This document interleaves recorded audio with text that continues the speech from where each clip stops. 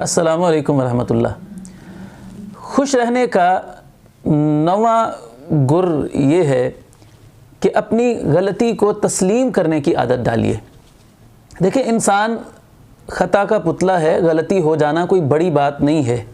एक शख्स से जब गलती सरजद हो जाती है, दूसरे उसके मुसलमान भाई को लेकर, उसके दोस्त, उसके अज़ीज़, उससे रिश्तेदार को लेकर, तो अगर एक शख्स गलती को तस्लीम नहीं करता है तो रिश्तों के अंदर दरारें पैदा हो जाती हैं, दोस्तियां दुश्मनियों के अंदर बदल जाती हैं और लोग रिश्तेदारियां तर्क कर देते हैं सिर्फ़ इस वजह से कि एक शख्स से कोई गलती सरजद हो जाती है। इन दरारों को ख़त्म करने के लिए, दोस्तियों को बहाल रखने के लिए ये बहुत ज़रूरी होता है कि एक शख्स अपनी गलती का एतराफ़ करके एक्सक्यूज़ कर ले, माफ़ी मांग ले, दूसरे से माजरत कर ले।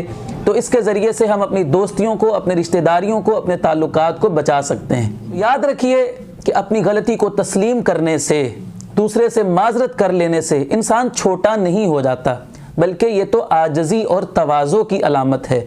और अल्लाह के रसूल सल्लल्लाहु अलैहि वसल्लम ने ये खुशखबरी सुनाई है, ये वादा दिया है कि मा तवादा अहदुन लिल्लाहि इल्ला रफ़अहुल्लाह, कि जो भी मुसलमान अल्लाह की खातिर झुक जाता है, आजिज़ी इख्तियार करता है, तवाज़ु इख्तियार करता है, माजरत कर लेता है, अपनी गलती को तस्लीम कर लेता है, तो अल्लाह ताला उसको बुलंद फरमा देता है, उसकी इज़्ज़त में अल्लाह रब्बुल इज़्ज़त इजाफ़ा फरमा देता है।